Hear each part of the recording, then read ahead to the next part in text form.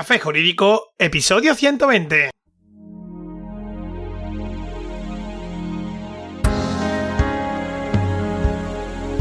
Muy buenas tardes, hola de nuevo, hoy es martes 25 de mayo, mi nombre es Juanma Delgado y esto es Café Jurídico, un espacio de divulgación jurídica donde, en el tiempo que dura un café, abordaremos novedades legislativas, interpretaciones de doctrina y jurisprudencia sobre distintas temáticas, aprenderemos a manejar herramientas para la eficacia y la productividad profesional. En definitiva, nos acercaremos de una forma amena y distendida al sector jurídico. ¡Comenzamos!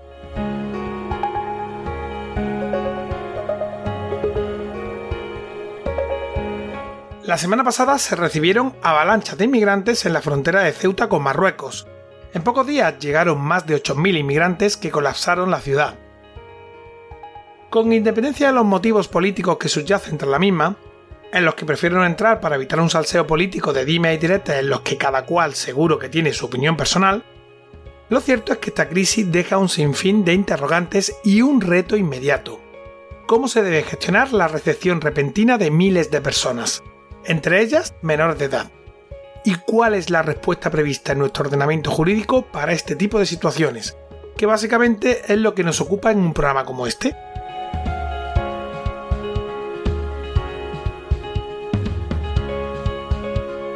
Precisamente para hablar de estas cuestiones contamos hoy con la presencia de doña Matilde Mérida Rodríguez, compañera y abogada especialista en extranjería, que es un referente nacional en la materia.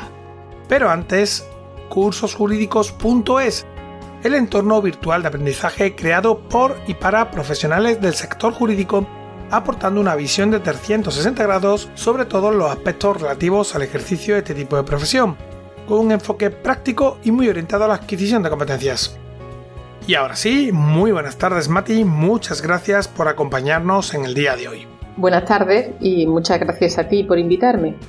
Con todos los movimientos migratorios producidos en los últimos días en Ceuta y Melilla, España ha desplegado varias unidades del Ejército de Tierra y ha reforzado los cuerpos y fuerzas de seguridad del Estado para hacer frente a la mayor entrada irregular recibida hasta la fecha, con la llegada de más de 8.000 personas desde Marruecos.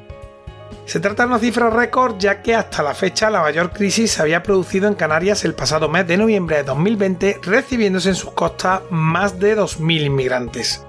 En tu opinión, Mati, ¿nos encontramos ante una crisis migratoria o ante una invasión como afirman algunos sectores y el propio presidente de Ceuta? No creo que se pueda conceptuar estos sucesos que me refieres como una invasión, porque por la propia definición de la palabra nos referimos a una invasión cuando queremos describir una acción militar o paramilitar por parte de un ejército que por orden de un determinado país entra en otro en el contexto de una guerra o simplemente con objetivos bélicos. Y esto no es lo que está ocurriendo en Ceuta.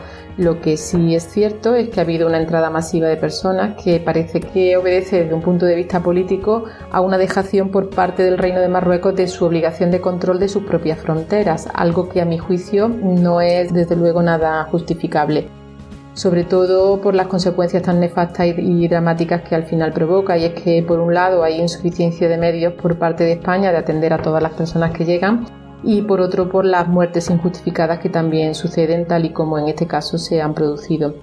Y bueno, ya desde un punto de vista más jurídico, para saber si estamos ante un fenómeno migratorio para poder calificarlo de crisis, lo primero que tendríamos que saber es con qué intención estas personas están cruzando la frontera. Eso parece un tanto complicado. Evidentemente, con una entrada masiva de estas características, el preguntar uno a uno en las condiciones y con las garantías que el ordenamiento exige parece que se hace sumamente difícil, pero desde luego no es óbice para que exista una responsabilidad por parte del Estado español de proveer de estas condiciones, sobre todo cuando estamos hablando de situaciones que hay que atender de acuerdo con la normativa tanto nacional como internacional.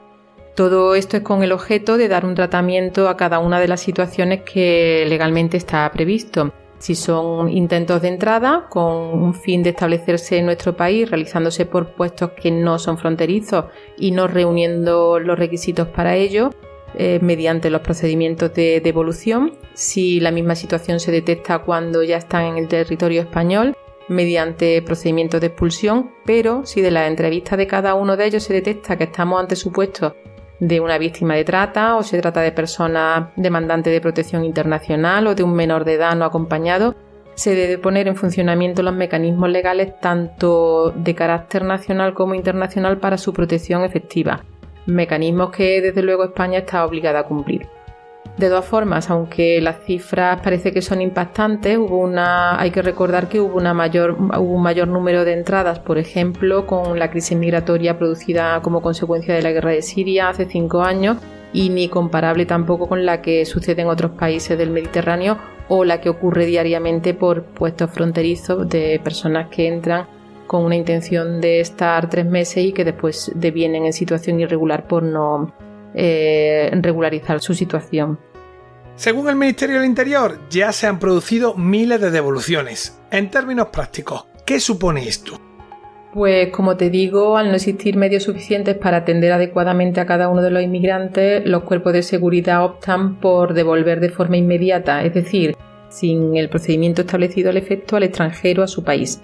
Así se liberan de la presión organizativa a la que se ven sometidos y disminuyen ostensiblemente las cifras de inmigrantes que, tal y como me estás diciendo, esto es lo que se suele denominar las devoluciones en caliente. ¿Por qué son tan polémicas las devoluciones en caliente?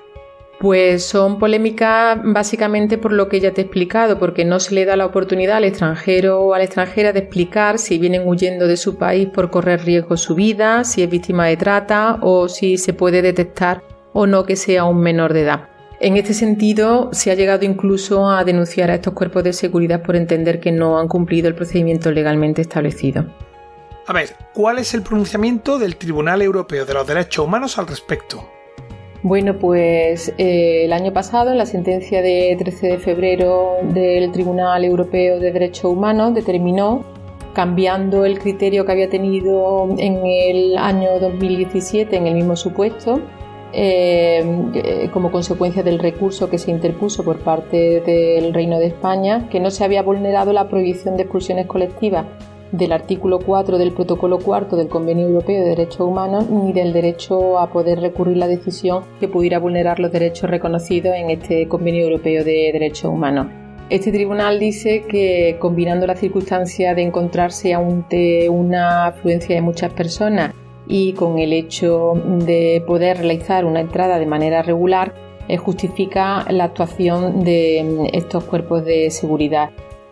Este tribunal sentencia que los demandantes no fueron capaces de argumentar por qué no habían intentado acceder a España por vías legales, es decir, solicitando un visado en su país de origen o en los países de tránsito, incluido Marruecos, o pidiendo asilo en los consulados o en la Embajada de Marruecos.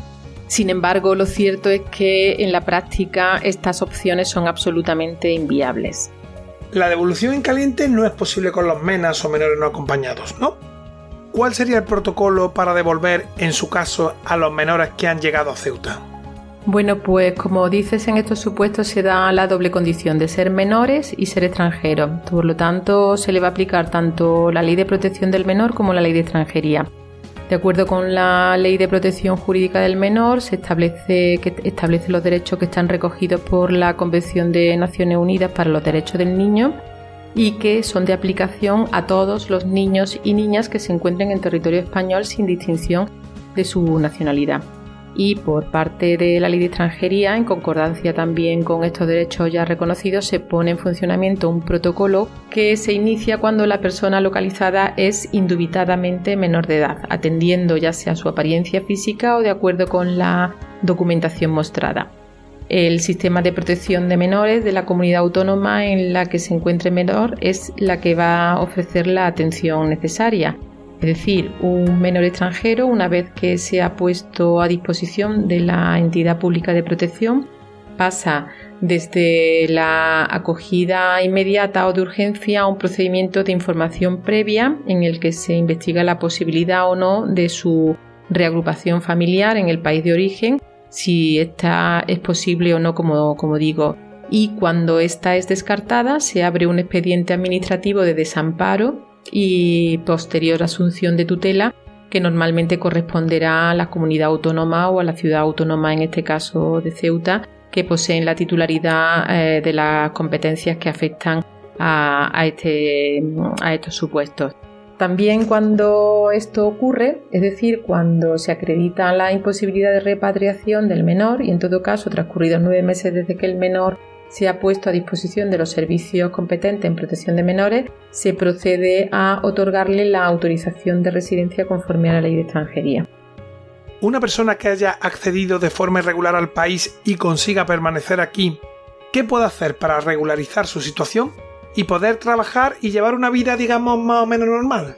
Bueno, pues desafortunadamente nuestro sistema que regula la situación de los ciudadanos extranjeros en España no permite tan fácilmente la regularización de estos. En principio, la premisa previa es que todo ciudadano extranjero que se encuentra en España en situación irregular no puede pedir ningún tipo de autorización. Esto tiene excepciones y tiene varias excepciones y una de ellas, la más común, es que se podrá regularizar cuando lleve un periodo de 3 años en situación irregular en España y pueda contar con un contrato de trabajo y que acredite no tener antecedentes penales en su país de origen.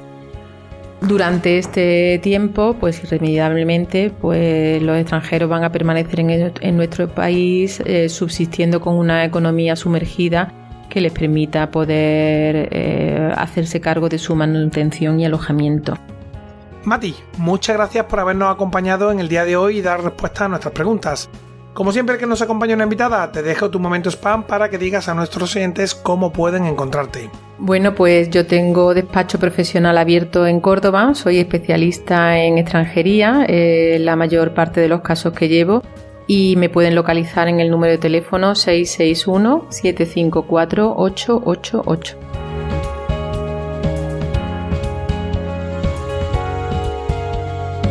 Nos despedimos ya por hoy, no sin antes recordarte que de nuestra página web cafejurídico.es puedes acceder a todos los episodios que hemos emitido hasta la fecha, escucharlos por series temáticas y por supuesto enviarnos tus dudas legales, pedir que tratemos un asunto concreto o mandarnos tu opinión. Recuerda que también puedes seguirnos y escucharnos en las principales plataformas del sector, ya sabes, iTunes, iVoox, Spotify, Spreaker, Google Podcast, Deezer, Amazon Music, YouTube y así hasta más de 35. Nos escuches desde donde nos escuches, suscríbete, emitimos programa los martes y jueves a las 4:30 de la tarde.